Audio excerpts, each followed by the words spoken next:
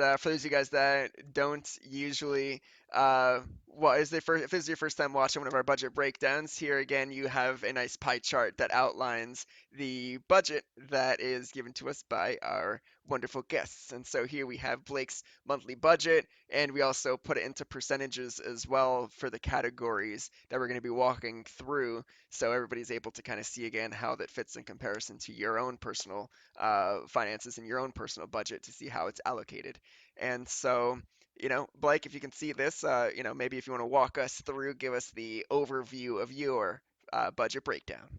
Yeah, for sure. Okay, so I have to look at this because I'm pretty unaware of my spending lately, and so this was actually a good exercise making this for you because it was a good check-in. Last time I did this was probably in 2019 because I was just curious. Like that was the year I quit Google and I did a ton of traveling, and I was just curious to see like what my spending was. And Interesting. so the good news is that number has come down substantially. Um, Somehow I still managed to spend $500 a month on food and drinks in the middle of a pandemic when all food and drink establishments are closed. I don't know how I do it. Probably a lot of Uber Eats and DoorDash, but yeah, okay. So living expense, obviously the number one. I mean, living in the Bay Area, that's pretty unavoidable. I don't know how you could get that to not be number one without just spending an exorbitant amount on other things.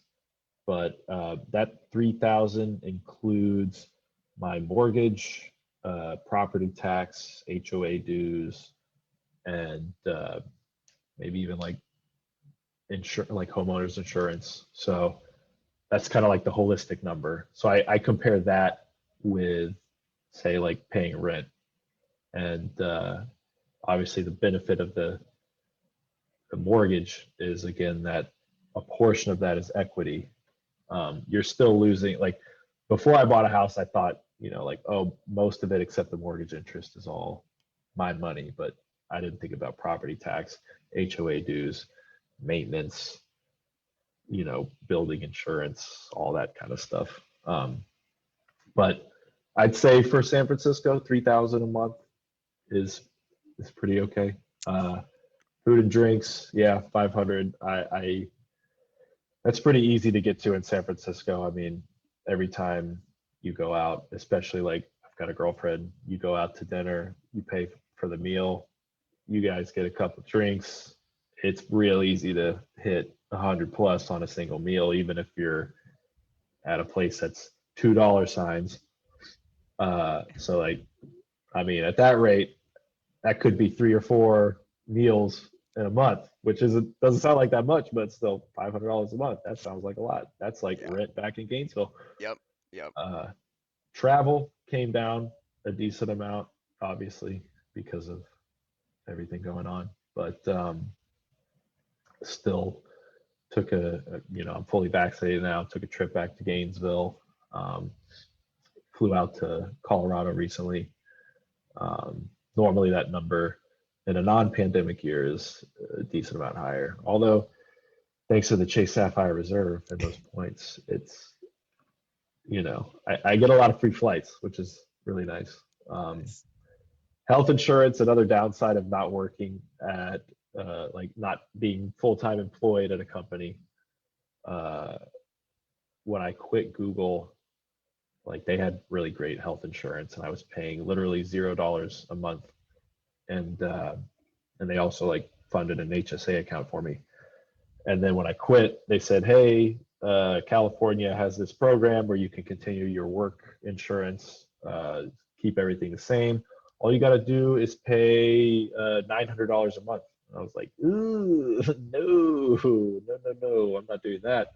So I got on the marketplace, started shopping around, and because I was 29 at the time, I qualified for like the young people, nothing ever happens, catastrophic insurance plan is what they call it. Basically, like you pay for everything except like a annual checkup. And if something really terrible happens, we got your back, but everything else is on you. And that was like $200, a little more than that. But now I'm an old man. I hit 30. They kicked me off that plan. and now I pay 380 a month. It's substantial. Um, then yeah, everything else. I mean, that grocery bill is decently low, but it's because that food and drink bill is pretty high. I could probably this is where, like, if I was still the maximum frugal person that I once was, I would say, uh, you know, how many beans and rice meals can I eat a month for, like, you know, $1 a day to get rid of half of that food and drinks budget or more. And what are these $70 worth of subscriptions that I'm paying for? Do I really need all that stuff? Um, but yeah, I'm in my current state, having lived both an extremely frugal and an extremely frivolous lifestyle. I feel like I've brought balance to the force, and I'm happy with this number currently, even though I'm without income at the moment. It's manageable. This is manageable for me. Yeah. And so yes, the food and drinks are purely for going out. Purely, it's not, yeah, so it's restaurant dining slash bars. Um, Yep.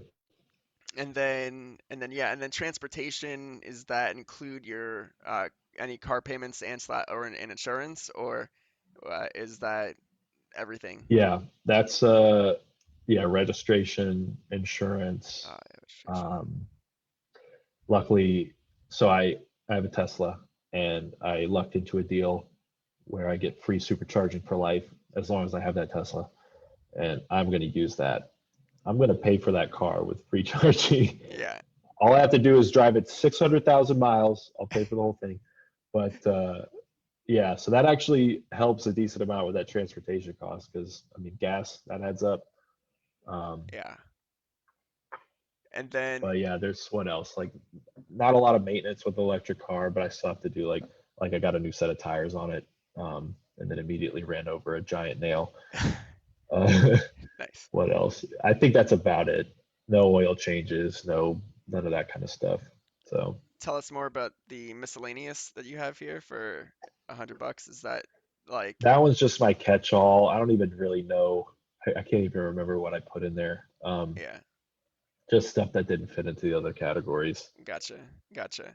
Yeah, man. And again, if people are watching live, feel free to comment. And if you guys are watching later on YouTube and or Facebook or wherever, feel free to ask questions, and we'll try to get back to you guys. But Yeah.